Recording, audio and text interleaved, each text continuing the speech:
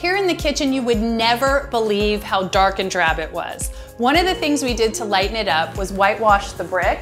It made it more clean and serene like the rest of the house. We have an open cage chandelier and a multi-layer lighting approach.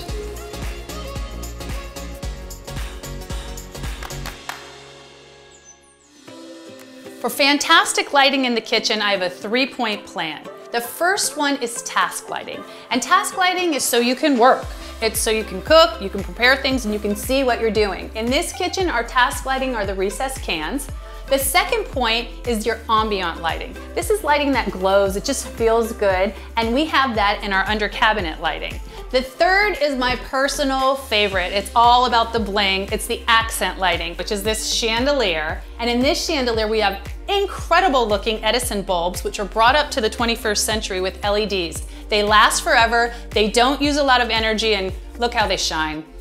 The kitchen to me is a very functional space. So I picked something that was a little bit more masculine, a little bit more functional, and it had to be proportional to the countertop.